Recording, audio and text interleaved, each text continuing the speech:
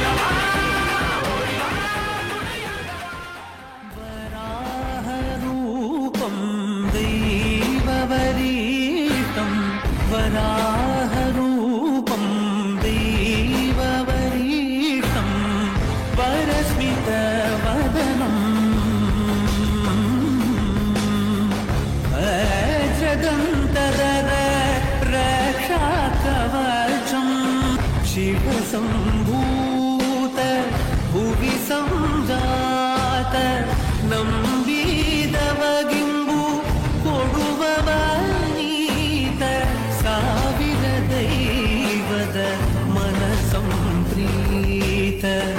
ಬೇಡುತ್ತನೆಂದೆವು ಆರಾಧಿಸುತ್ತ. Shankaram Sivashankaram.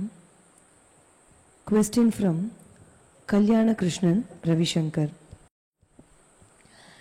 இந்திரனை குறித்து செய்யப்படும் இந்த வழிபாட்டிற்கு இந்திராஸ்திர வழிபாடு, ஐந்திராஸ்திர வழிபாடு, இந்திர பூஜை என்று பெயர்கள் உண்டு. இந்திரனை குறித்த உபாசனா விதிகளின்படியும் புராண இதிகாசங்களில் குறிப்பிட்டுள்ளபடியும் போகப்பிரியன், யோகாதிபன், சுகம் விரும்பி, மழை தரும் மேகவன், மாயையை கொணர்பவன் என்றெல்லாம் வர்ணிக்கப்படுகிறான் இந்திரன். இக்கலியில் இந்திர பதவியதும் எட்டுதல் எளிதாமே என்கிறது. இதன்படி உரிய நன்னாளில் தேவேந்திரனை வழிபட்டு பதவி சுகங்களை அருளும்படி வேண்டி அருள் பெறுவோம் என்கிறது இந்திர பூஜை. இந்த இந்திர பூஜை பற்றி கூறுமாறு கேட்டோம். இந்திர லோகமாளும் அச்சுவை பெரினு வேண்டேன் அரங்கமா நகர்வுளானே அப்படிங்கிறது ஆழ்வார் பாசம். இந்திரனுடைய பதவி கிடைச்சா கூட அதெல்லாம் எனக்கு ஒன்றும் பெரிய விஷயம் இல்லை. இந்திர லோகமாளும் அச்சுவை பெரினும் வேண்டேன், எனக்கு வேண்டாம். அரங்கமா நகர்வுளானே ஸ்ரீரங்கத்தில் இருக்கிற பெருமாள் கிட்ட சொல்கிறாங்க. ஏன் அப்படி சொல்கிறாங்கன்னா, பச்சைமா மலைபோல் மேனி, அந்த பகவான் ஒரு மாதிரி கிரீன் கலர், டார்க் கிரீனில் இருப்பான். பச்சைமா மலைபோல் மேனி, பவள வாய், கமல செங்கன், தாமரை போல கண்கள், இப்படி ரொம்ப அழகாக இருக்கக்கூடிய அந்த பகவான். பச்சைமா மலைபோல் மேனி, பவளவாய், கமல செங்கன், அச்சுதா அமரரேரே ஆயிரம் கொழுந்து என்னும் இச்சுவை தவிர யான் போய் இந்திரலோகமாலும் அச்சுவீரன் வேண்டிய நரங்கமா நகருள்ளானேன்னு சொல்லுது. அப்போது இந்திரன்ன்றது ஒரு சாதாரண விஷயம்.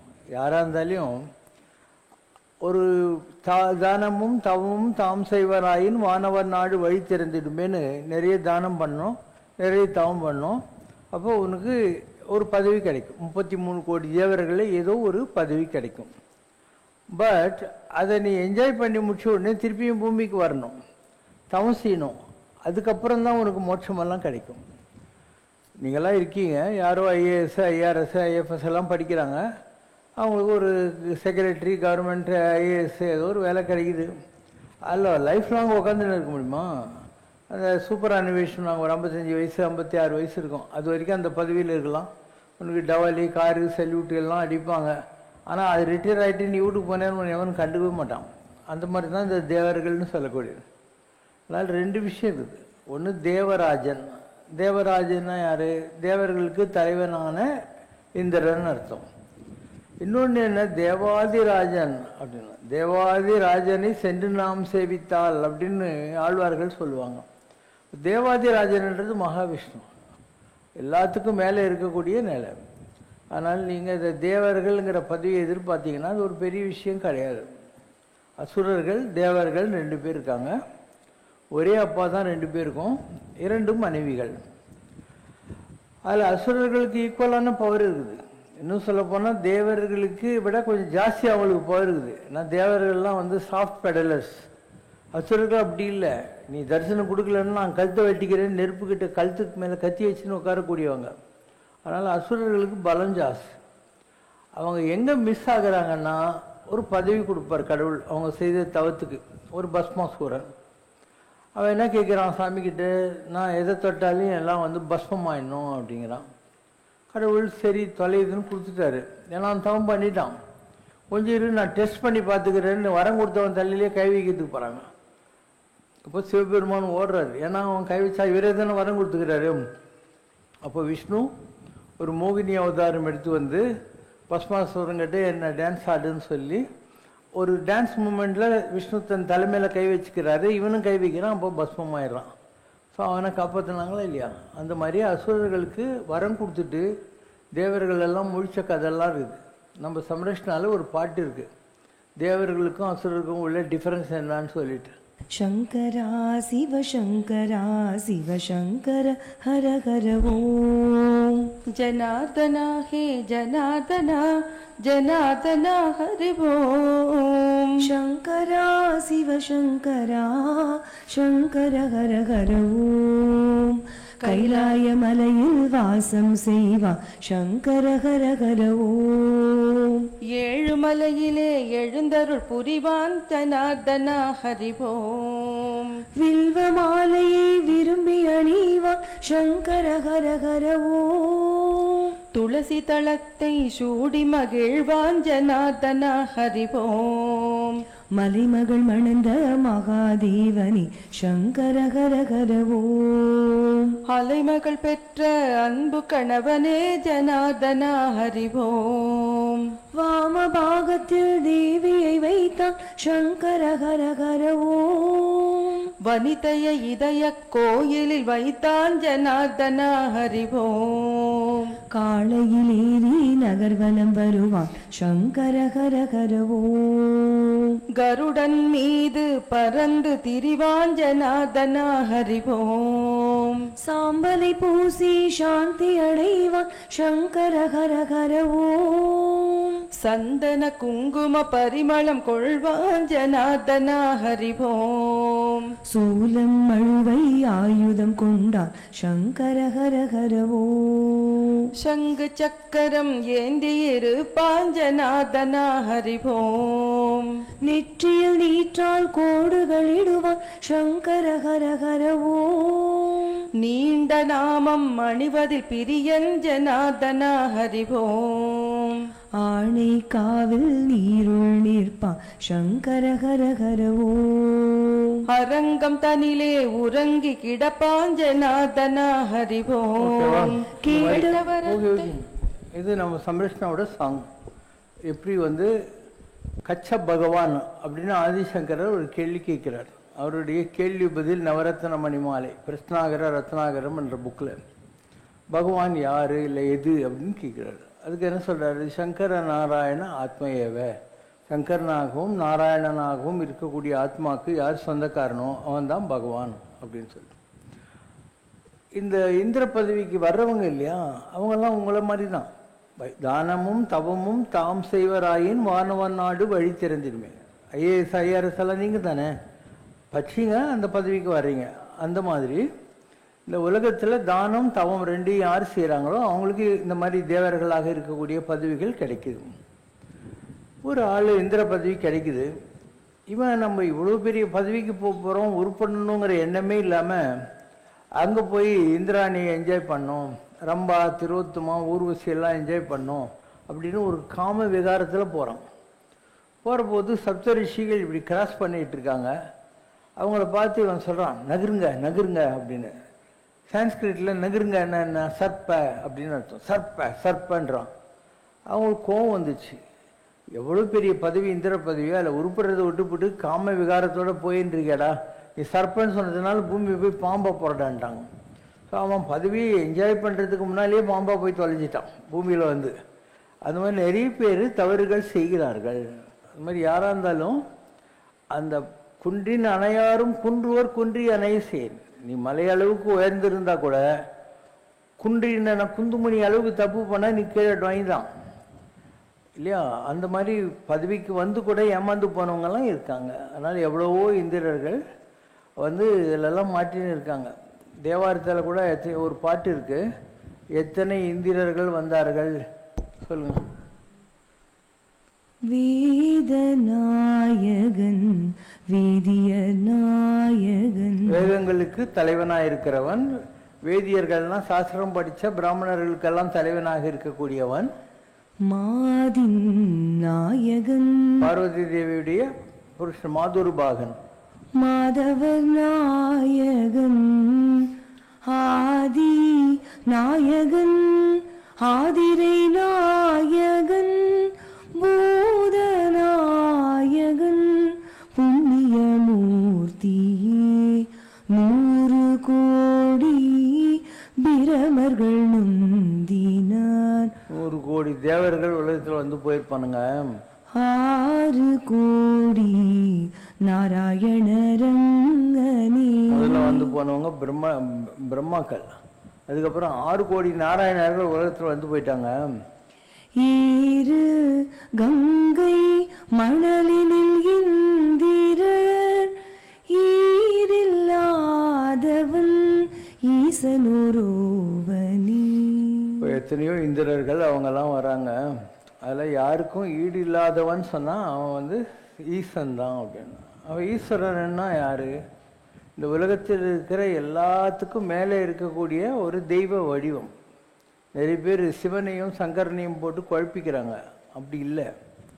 ஈஸ்வரன் is equal to Brahma plus Vishnu plus Sankaran. Brahma creator, Vishnu protector, Sankaran அழிவை, அந்த நெகட்டிவ் திங்ஸை அழிக்கிறவன். இந்த 3 சேர்ந்த ஒரு வடிவம் இருக்குது, அதுதான் சிவன். அப்போது சிவன் தான் ஹையஸ்ட், அதுக்கு மேலே ஒன்றும் இல்லை. அது ஒரு பிஹெச்டின்னு வச்சுக்கோங்க. அதை நீங்கள் அடையலாம். இப்போது சனீஸ்வரன் அப்படின்றோம். இப்போ என்ன, சனீஸ்வரன் சேட்டன் அவர் நிறைய தவம் செய்ததுனால ஈஸ்வர பட்டமும் அவர் கிடைக்குது. அதனால் சனீஸ்வரன் ஆகிறார். நீ நினச்சிருக்கிற ராவண அசுரன்ட்டு இல்லை, அவன் வந்து சாமவேதம் படி சிவனியே மயக்கினவன். அதனால் அவன் பேர் என்ன, ராவண ஈஸ்வரன், ராவணேஸ்வரன். அகஸ்தியர் குள்ளமுனி, ஆனால் அவரும் ஈஸ்வர பட்டாபிஷேகத்தை வாங்கினவர். அதனால் அவர் பேர் என்ன, அகஸ்தி ஈஸ்வரன். இப்போ இவங்கெல்லாம் ஈஸ்வர பட்டாபிஷேகத்தை வாங்கினவங்க. ஸோ நீ கூட ஈஸ்வர நிலையை அடையலாம். நீங்கள் உலகத்தில் இருக்கிற எல்லாருமே இந்த 3ஐயும் வச்சுன்னு இருக்கீங்க. இப்போ நான் மைக்கில் பேசின்னு இருக்கேன், பல்பு எரியுது, ஃபேன் சுற்றுது. இதில் 3 இருக்குது. ஒன்று என்ன, பாசிட்டிவ் ஒயரு, ஒரு நெகட்டிவ் ஒயரு. உங்கள் கண்ணுக்கு தெரியாத எர்த்துன்னு ஒன்று இருக்குது. இது ஷாக் அடிக்காத இருக்கிறதுக்காக ஒரு கம்பி கட்டி கொண்டு போய் பூமியில் விடுவாங்க, அதுதான் எர்த்து. அது பிரம்மா. ஸோ பாசிட்டிவ் நெகட்டிவ்னு சொல்கிறீங்க இல்லையா, ஒன்று விஷ்ணு, ஒன்று சம்ஹார மூர்த்தி ஆகிய சங்கரன். இந்த 3 சேர்ந்தால் தானே எலக்ட்ரிசிட்டி. அந்த மாதிரி பிரம்மா விஷ்ணு சங்கரன் 3 சேர்ந்தா எதுவோ அதுதான் சிவன் சொல்லக்கூடியது. அந்த சிவன் இல்லாத ஆளே உலகத்தில் இல்லை. ஈயெறும்பு முதலாகி எல்லா ஜீவராசிகள்கிட்டையும் அந்த சிவன் தான் இருக்கிறான். அதனால தான் கிருஷ்ணன் என்ன சொல்றாரு, ஈஸ்வர சர்வபூதானாம், ஈஸ்வரன் தான் எல்லா படைப்புகளுமாக மாறி இருக்கிறான் அப்படின்னு வள்ளலார் சொல்றார். எல்லா உயிரும் என் உயிராயின, இந்த உலகத்தில் இருக்கிற எல்லா உயிரும் எனக்குள்ளேயும் இருக்கு. ஏன்னா எல்லாம் கடந்த எண்ணம்பல தீசர் எல்லாம் கடந்தும் என்னுள் இருந்தாரே. எல்லாத்தையும் கடந்து இருக்கக்கூடிய அந்த ஈஸ்வரன் எல்லாத்துக்குள்ளேயும் இருக்கிறது உண்மை, எல்லாத்தையும் கடந்தது உண்மை, எனக்குள்ளே இருக்கிறது உண்மை. உள் எல்லாவற்றையும் கடந்து உள் இருக்கிறவன் அவன் தான் கடவுள். இப்போ ஈஸ்வரன்ன்றது ரொம்ப பெரிய. ஈஸ்வரன் என்ன, ஐஸ்வர்யம், சர்வ மங்களங்களையும் கொடுக்கக்கூடியவன், சர்வ மங்களுக்கும் சொந்தக்காரன் அப்படின்னு அர்த்தம். ஆனால் இந்த ஈஸ்வரன் என்றது உன்னுடைய தவத்தினால் நீ அடையக்கூடிய ஒரு பதவி தான். தவம் செய்யணும் நிறைய. நான் சொன்ன மாதிரி அகஸ்தியர், சனி பகவான், ராவணன், இந்த மாதிரி எவ்வளோ பேர் அதை வாங்கியிருக்காங்க. அந்த மாதிரி நீ கூட அடைய முடியும், எல்லாரும் அடைய முடியும். ஆனால் அதுக்கு எவ்வளோ கஷ்டப்படணும் இல்லையா? அந்த நிலையை அடைஞ்சால் நீ கூட ஈஸ்வரன். இப்போ சிவசங்கர் பாபா இருக்கார், நான் ஜாலியாக தான் உட்காந்துக்கிறேன், மஞ்சள் உட்காந்துக்கிறேன், பேன்செல்லாம் போடுவேன். But I got that post. சிவசங்கரன்ன்றது ரொம்ப பெரிய போஸ்ட். நீ வந்து மயிலாப்பூருக்கு போகிற, அங்கே இருக்கிற சிவன் பேர் கேட்டீங்கன்னாக்கா கபாலீஸ்வரன், வெள்ளீஸ்வரன், வேங்கேஸ்வரன். அங்கே இதுக்கு போனீங்கன்னா அண்ணாமலையார், திருவண்ணாமலையில் ராமநாதீஸ்வரர், காசி விஸ்வநாதர், படம்பக்கநாதர், எல்லா சிவன் கோயில்லையும் பேர் கேட்டீங்கன்னா இதான ஒரு பேர் சொல்கிறேன். இந்த நல்லா யோசனை பண்ணு. நீ போகிற எந்த சிவன் கோயில்லையும் வேற வேற பேர் இருக்கு. ஏன் அப்படி? இவங்க எல்லாமே தவம் செய்து அந்த குறிப்பிட்ட கோயிலில் அந்த சிவலிங்கத்துக்குள்ளே தங்களுடைய ஆத்மசக்தியை வச்சுக்கிட்டு அங்கே வர்ற அபிஷேகம் ஆராதனைகள் படையிலெல்லாம் வாங்கின்னு அந்த கோயிலுக்கு வர்றவங்களுக்கு நல்ல செய்கிறாங்க. இதெல்லாம் வந்து regional office, branch office of God மாதிரி. எல்லா கோயிலில் இருக்கிறது வேற வேற ஆள் தான். எல்லா சிவன் கோயிலில் இருக்கிறது ஒரு ஆள் கிடையாது, யார் சொன்னாலும் நம்பாத. அந்த மாதிரி திருப்பதி இருக்கு இல்லையா, வேங்கடம், அங்கே இருக்கிற ஆள் பேர் என்ன? வேங்கட ஈஸ்வரன், வேங்கட ஈசன், வேங்கடேசன், வேங்கட ஈஸ்வரன் சொல்லு. அது வேற ஆள் தான். நீ அண்ணா நகரில் ஒரு பெருமாள் கோயில் கட்டினாக்கா அங்கே இருக்கிற சாமி இங்கே வர்றதில்லை. நீ அதை ஞாபகம் வச்சுக்கிட்டு இந்த இடத்துல பண்ணுற, அவ்வளோதான். இங்கே இருக்கிறவர் நீ உன் பூஜைக்கு ஏற்ற மாதிரி. இல்லைனா திருப்பதிக்கு வர்ற வருமானம், திருப்பதிக்கு வர்ற க்ரௌடு, அங்கே போனால் எனக்கு இது நடந்துச்சு, அது திருப்பதி சென்று திரும்பி வந்தால் ஒரு திருப்பம் பிறக்குதடான்னு ஏன் சொல்கிறீங்க நீங்கள்? அது வேற. அந்த மாதிரி நீ எந்த கோயிலில் யாரை பார்த்தாலுமே எல்லாம் வேறு தான். காமாட்சி அம்மன் வேற, விசாலாட்சி வேற, மீனாட்சி வேற. இந்த மாதிரி நீங்கள் கூட ஆகலாம். இந்த உலகத்தில் இருக்கிற எல்லாருக்கும் வையத்துள் வாழ்வாங்கு வாழ்ந்து வானுரையும் தெய்வ நிலையை அடைய முடியும். எல்லாராலையும் முடியும். ஆனால் எத்தனை பேர் முயற்சி செய்கிறாங்க? யாரும் முயற்சி செய்யதில்லை. சரி, இவ்வளோ சொல்லின்னு வந்தேன். இப்போ நீ பார்த்த ஏதாவது ஒரு சிவன் கோயிலில் இருக்கிற சாமிக்கு சிவசங்கரன்னு பேர் நீ பார்த்துருக்கியா? மெட்ராஸில் இல்லை உனக்கு தெரிஞ்ச தமிழ்நாட்டில் எங்கேயாவது சிவசங்கரன் பார்த்துருக்கியா? இருக்காது. ஏன்னா கைலாசத்தில் இருக்கிற சிவனுக்கு மாத்திரம்தான் சிவசங்கரன் பேர். வேற எங்கேயும் சிவசங்கரன் பேர் இருக்கவே இருக்காது. கைலாசத்தில் இருக்கணும், எல்லாத்துக்கும் மேலே இருக்கணும். ஏன் அவருக்கு அந்த மாதிரி போஸ்ட் கிடைக்குதுன்னா, சிவனே இவன் அப்படிங்கிற மாதிரி. ஒரு நாள் சிவபெருமான் எப்பயும் புலித்தோலை கட்டிக்கிட்டு புலித்தோலை அரைக்கசைத்து அப்படிலாம் ஆடிக்கின்னு உட்காந்துப்பார் சுடுகாட்டில் மண்டை ஓட்டரோட. எல்லாரும் நாங்கள் ஒரு நாள் உங்களை அழகாக பார்க்கணுங்கன்னு கைலாசத்தில் இருக்கிற மானசரோவரில் கொண்டு போய் அவரை குளிப்பாட்டி அவருக்கு பட்டு பீதாம்பரமெல்லாம் போட்டு கிரீடமெல்லாம் வச்சு அலங்காரமாக போகிறேன். அங்கே இன்னும் கண்ணாடியாக இருக்குது, பார்க்குறதுக்கு எப்படி இருப்பாருன்ட்டு. அதனால் அந்த மானசரோவர் இருக்கு இல்லையா, குளம் தண்ணி, அதில் எட்டி பார்க்குறாரு. இவருக்கே இவரை ரொம்ப பிடிச்சி போகுது. அதனால் தன்னுடைய நிழல் தண்ணீர் தெரியுது இல்லையா, அதை பார்த்துட்டு சுந்தரா வா அப்படின்றார். ஓ, நீங்களே யாரும் வீட்டில் இல்லைன்னா கண்ணாடி முன்னால் இப்படிலாம் பண்ணிக்குவீங்க. அந்த மாதிரி அவரும் ஒரு லூஸ் மூடில் இருந்தார் நினைக்கிறேன். அவருடைய நிழலை அவரே தண்ணியில் பார்த்துட்டு ரொம்ப நல்லா இருக்குதுன்னு சொல்லிட்டு ஹே ஹேண்ட்ஸம் கம் அவுட்ன்ற மாதிரி சுந்தரா வா அப்படிங்கிறார். அப்போ அவருடைய ஓன் நிழல் தான் மேலே எந்திரிச்சு வந்தது. அவர் தான் சுந்தரர். ஸோ சிவபெருமான ஆழகால விஷயத்தை குடிக்கிறாரு. ஏன்னா கழுத்துக்கெல்லாம் இருக்குன்னா உலகம் அழிஞ்சிரும். அதனால் அந்த நேரத்தில் அந்த சுந்தரர் வந்து இவர் கழுத்தை கட்டியாக பிடிச்சிக்கிறார். ஆழகாலம்னாக்கா உலகத்தை அழிக்கிற விஷயம், அதை இவர் தடுத்தார் கையை பிடிச்சி. அதனால் அவருடைய பேர் என்ன? ஆலகால சுந்தரர், ஆலால சுந்தரர்னு அர்த்தம். அப்போ சிவன் வேறு கிடையாது, சுந்தரர் வேறு கிடையாது. ஏன்னா அவரே தான் இவர், இவரே தான் அவர். ஸோ சுந்தரர் கைலாசத்தில் இருக்கிற போது அவர் வந்து கணபூதங்களுக்கு தலைவராக வைக்கிறார் சிவன். ஒரு நாள் பார்வதியோட 2 சேடி பெண்கள், அனந்தனை சுனந்தனைன்னு பேர், அவங்க பூ பறிச்சுன்னுங்கிற போது இவருக்கு அவங்க 2 பேரை பார்த்துட்டு கொஞ்சம் லவ் வருது. ஓ, சிவன் சொல்கிறாரு, உனக்கு எப்போ லவ் வந்துச்சோ நீ போய் அனுபவிச்சுட்டு வரணும்னு. தேவலோகத்தில் அனுபவிக்க முடியாது, ஏன்னா அங்கே நீங்கள் ஒளியாக தான் இருக்கீங்க, இந்த மாதிரி ஃபிசிக்கல் பாடியெல்லாம் கிடையாது. அதனால் பூமிக்கு போன்றார். அவர் ஐயோ நான் எதுவும் தப்பு பண்ணிட்டேன்னா, இல்லை என்ன வந்தால் அனுபவிச்சுன்னு. அதில் சங்கிலி நாச்சியார் அப்படின்னு ஒருத்தி, பறவை நாச்சியார்னு ஒருத்தி திருவாரூரில் பிறக்கிறா, ஒருத்தி இங்கே திருவத்தியூரில் ஞாயிறு கிராமத்தில் பிறக்கிறான். சுந்தரர் பிறக்கிறார். அவர் வந்து ஒரு ஐயர் குடும்பத்தில் பிறக்கிறாரு. அந்த ராஜா இருக்கான் இல்லையா, குறுநில மன்னன் நரசிங்க முனையாரையர்னு பேர். அவன் அவரை பார்த்துட்டு நான் இந்த குழந்தைய எடுத்துன்னு போய் வளர்த்துக்கிட்டுமான்றான். ஐயர் சரி அரண்மனையில் நல்லா வளர்த்துன்னு கொடுத்துட்றாரு. ஸோ அவருக்கு பொண்ணு பார்த்து கல்யாணம் பண்ணி வைக்கிறாங்க. எங்கள் விழுப்புரம் பக்கத்தில் திருவெண்ணைநல்லூர் இல்லையா, அந்த இடத்துல கல்யாணத்துக்கு. அப்போ ஒரு வயசான கிழவனுடைய வடிவத்தில் சிவபெருமான் வர்றார். வந்து நீ கல்யாணம் பண்ணிக்க முடியாது, ஏன் நீ எனக்கு அடிமை, உங்கள் தாத்தா எழுதி கொடுத்த பாண்டு பேப்பர் எங்கிட்ட இருக்குது பாரு அப்படிங்கிறது. பார்த்து இவர் கீச்சு போட்டு இப்போ என்ன பண்ணுவேன்றார். நீ ஃப்ராடுன்னு எனக்கு தெரியுண்டா, அதனால் நான் உன்கிட்ட கொடுத்தது ஜெராக்ஸ் தான், ஒரிஜினல் எங்கிட்ட தான், நான் உன்னை நம்பி இனிமேல் கொடுக்க மாட்டேன். அப்போ ஊரில் இருக்கிற பெரியவங்ககிட்டலாம் வயசான காலத்தில் வந்துக்கிற சிவபெருமான், பாருங்கள் இவன் தாத்தா எனக்கு எழுதி கொடுத்த பாண்டு, இவன் எனக்கு அடிமை, அதனால் இவன் கல்யாணம் பண்ணிக்க முடியாது. ஊருக்காரங்க ஆமாப்பா என்ன பண்ணுறது. இவருக்கு ஒரே கோவம், நல்ல மூடில் இருக்கிறான். அந்த நேரத்தில் கல்யாணம் நிப்பாட்டினா என்ன ஆகும். அதனால் சிவனை பார்த்து பைத்தியக்காரன்னு திட்டணும். அதனால் பித்தா பித்தா அப்படிங்கிறார். அதெல்லாம் இருக்கட்டும், என் பின்னால் வாடான்றார். அப்போ திருவண்ணூர் கோயிலுக்குள்ளோ சிவபெருமான் போகிறாரு, இவரும் போகிறாரு. அந்த லிங்கத்துக்குள்ளே சிவன் மறைஞ்சிடுறார்.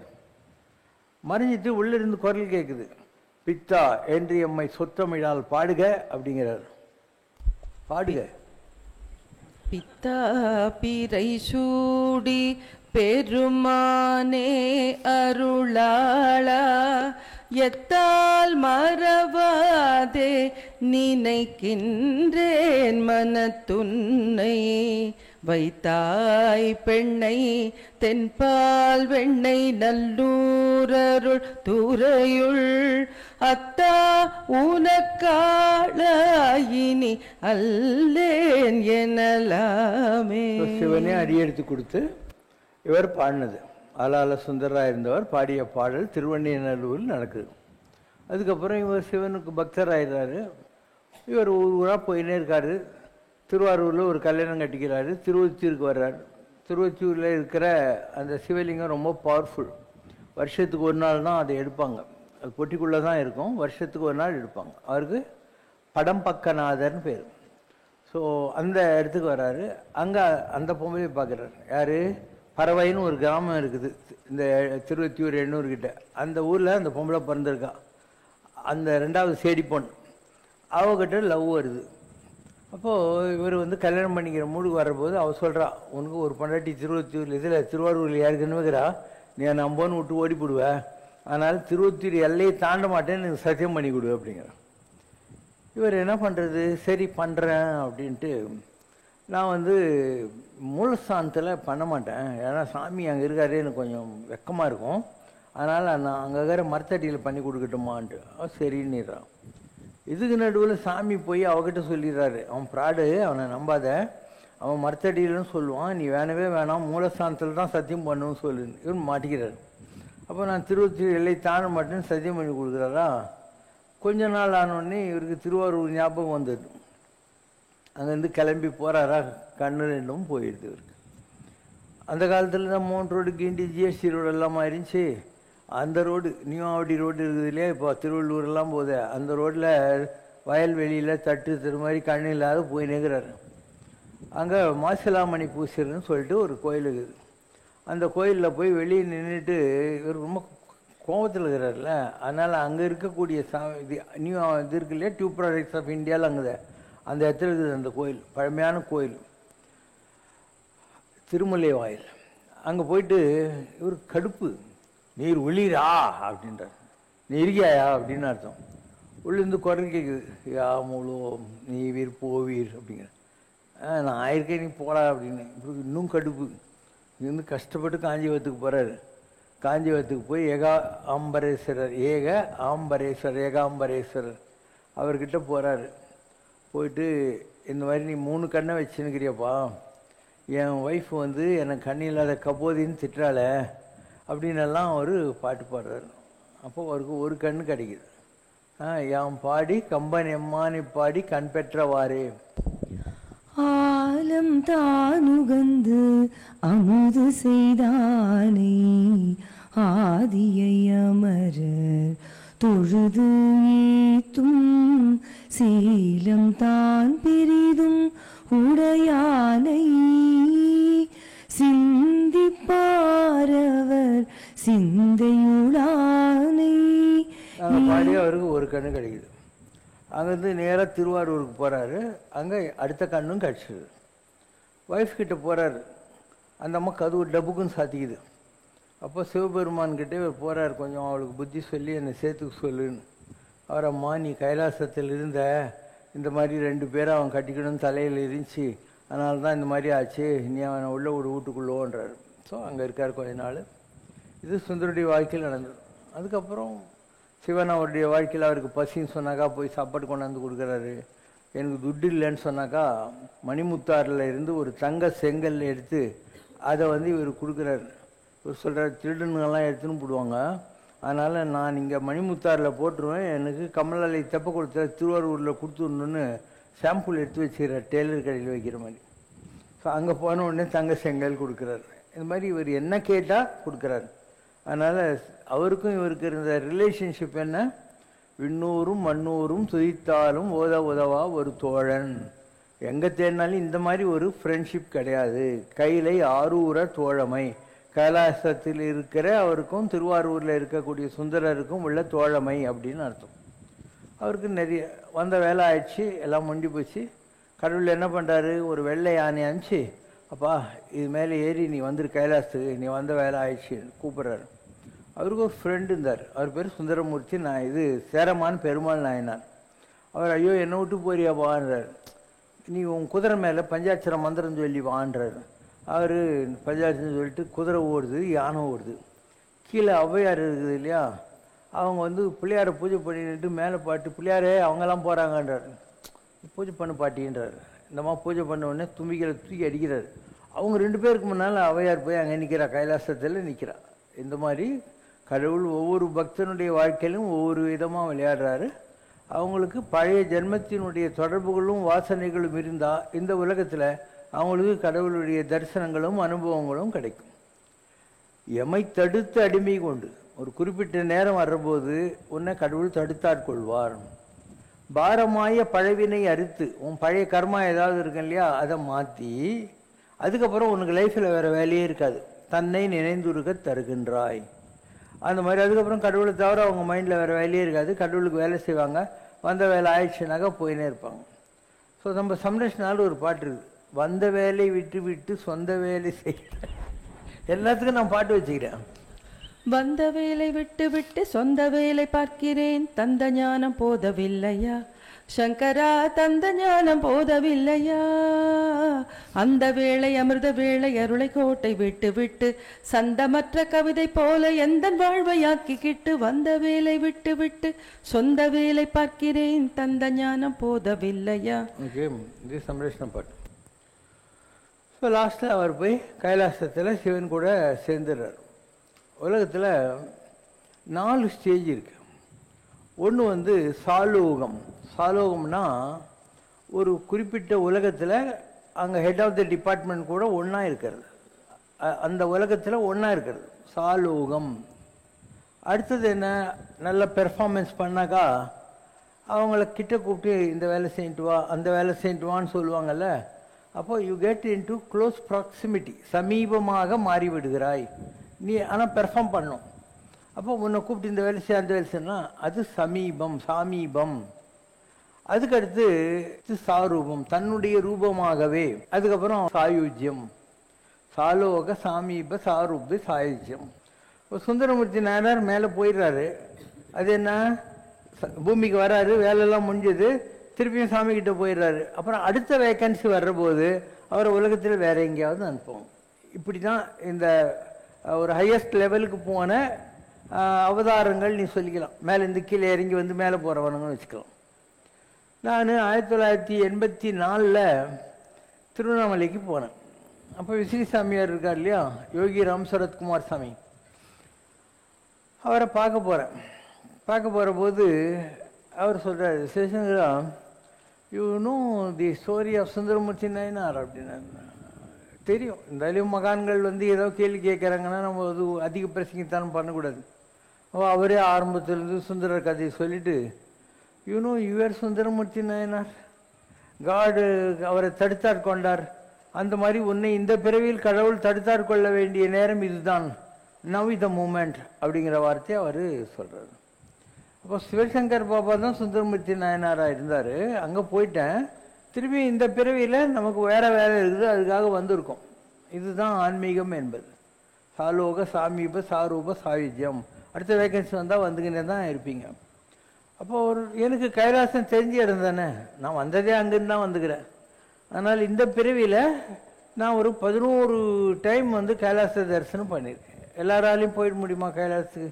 அதுவும் 11 தடவைலாம் போக முடியுமா இல்லையா? அதுக்கு ஏதோ பழைய கனெக்ஷன் இருந்தால் நம்ம போகிறோம். அங்கே போகிற போது நமக்கு பலவிதமான தரிசனங்கள்லாம் கிடைக்கும்.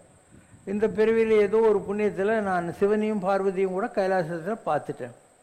அவங்க 2 பேரையும் கூட பார்த்துட்டு என்னுடைய வாழ்க்கை என்ன எதுக்காக வந்தோம், உலகத்தில் இப்போ என்ன பண்ணோம் எல்லாத்தையும் அங்கேருந்து தெரிஞ்சுக்கிட்டு நம்ம வந்தோம். ஒரு உதாரணத்துக்காக சொல்கிறேன். அதனால் ஆன்மீகம் என்பது ஒரு அற்புதமான பாஷை. தேடுங்கள் கண்டறிவீர்கள், கேளுங்கள் கொடுக்கப்படும். நீ சும்மா இதே மாதிரி உட்காந்து இட்லி சாப்பிட்டுட்டு சாணி போட்டு உட்காந்துருந்தேன்னா இதெல்லாம் கிடைக்காது. நீ கடவுளை தேடணும், கடவுளுக்காக அழணும். அழுதால் உன்னை பெறலாமேங்கிற மாதிரி கடவுளுக்காக நீ அழுதால் உனக்கு இந்த மாதிரிலாம் அனுபவங்களை கொடுப்பாங்க. நீ யார், என்ன, பூமியில் எதுக்காக வந்துக்கிற அப்படின்னு சொல்லி உனக்கு ஏதாவது கடன் கரமாக பாக்கி இருந்தால் எல்லாத்தையும் காய்ச்சி அதெல்லாம் முடிஞ்ச உடனே உன்னை திருப்பியும் கூப்பிட்டுக்குவாங்க. எந்த உலகத்திலேருந்து வந்தியோ அங்கேருந்து உனக்கு கூட்டின்னு போயிடுவாங்க. இந்த மாதிரிலாம் ஆன்மீகத்தில் இருக்குன்னா ஜனங்களுக்கு நம்பிக்கை வருதா? இருக்கிறது உண்மை தான். 14 உலகங்கள் இருக்குது. இது வந்து பூலோகம்.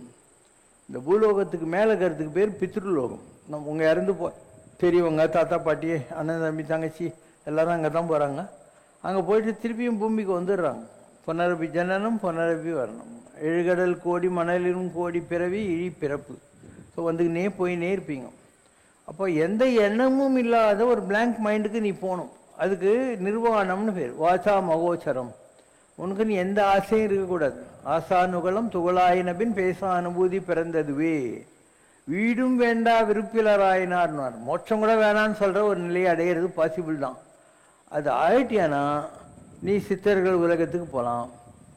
ஏன்னா அப்புறம் இந்த நான் சொன்ன மாதிரி 33 கோடி தேவர்களை போய் திருப்பியும் வந்துட்டு அதுக்கு மேலே ப்ரமோஷனுக்கு போகலாம். இந்த மாதிரி ஏதாவது உலகத்தில் நீங்கள் செட்டில் ஆகிங்க. அப்போ நீங்கள் எதையெல்லாம் புராணங்களில் படிக்கிறீங்களோ எல்லாம் உலகத்தில் இருக்குது.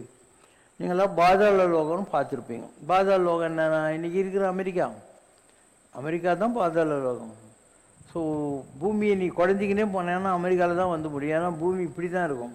ஸோ நீ டெல்லியிலேருந்து கொஞ்சம் இங்கே வந்து முடிய போகுது. அதனால் உலகத்தில் உங்கள் புராணங்கள் சொல்லப்படுகிற எல்லாம் உண்மை தான். அங்கே விதவிதமான படைப்புகள் இருக்கிறதும் உண்மை தான்.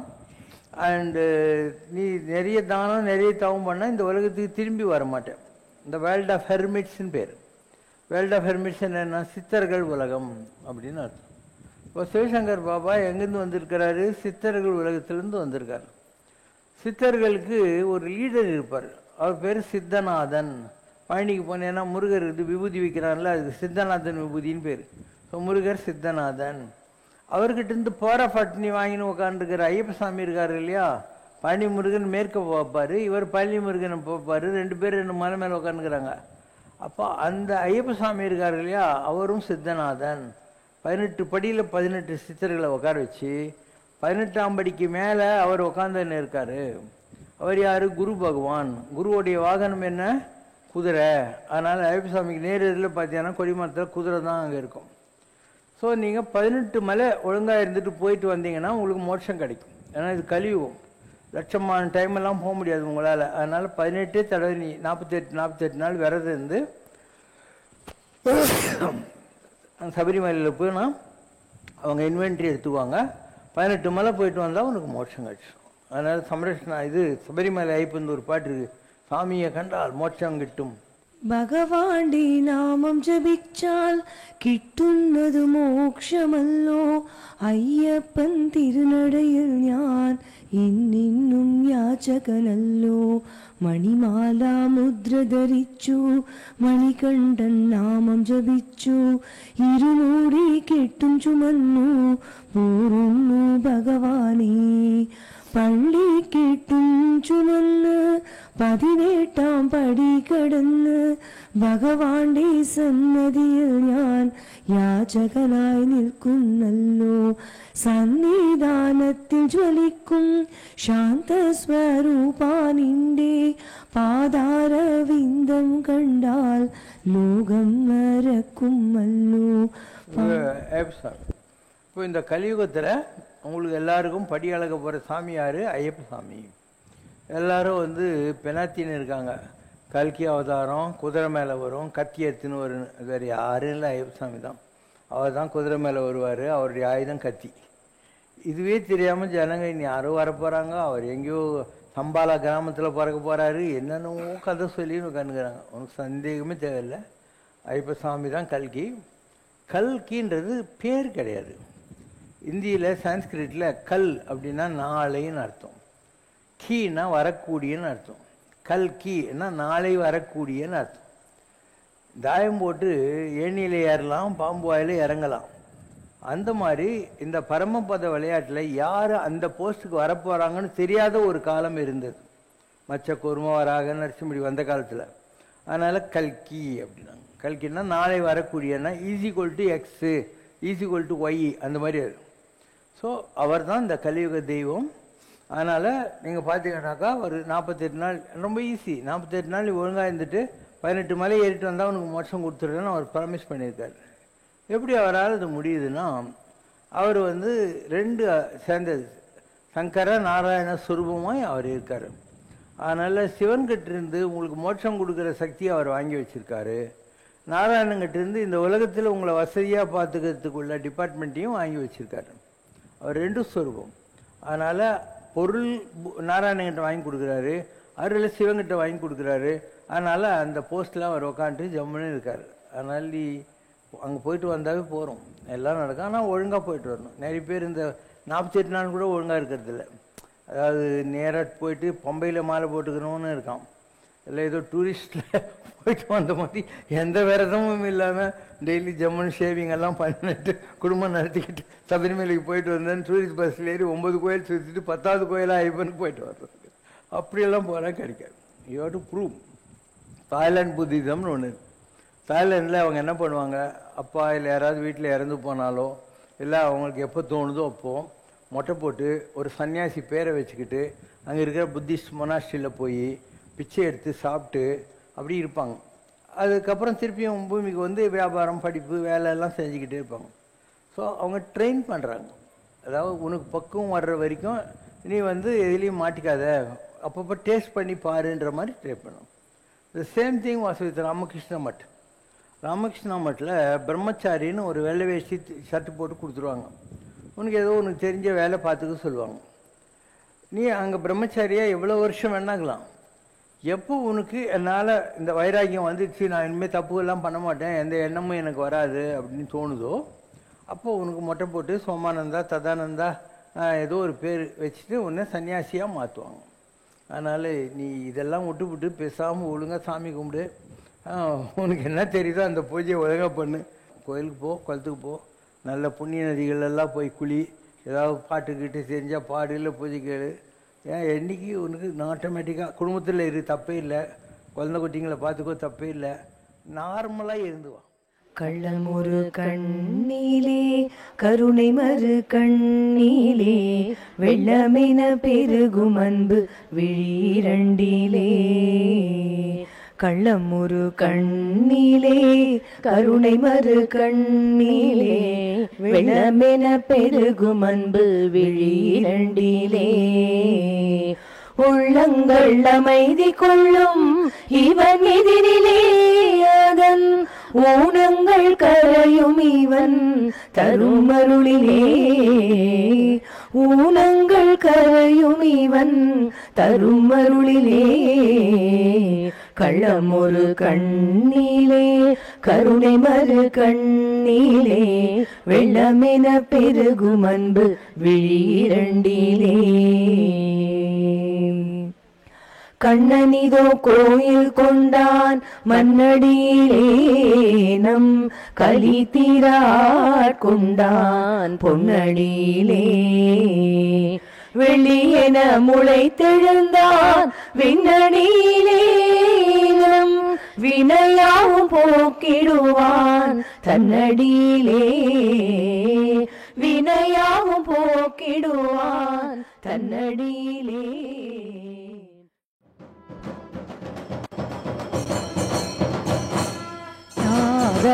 நாகவிந்துகலாதி நமோ நம வேதமந்திர ಸ್ವರೂಪಾ நமோ நம ஞான பண்டித சாமி நமோ நம வெகு கோடி தீபமங்கள ஜோதி நமோ நம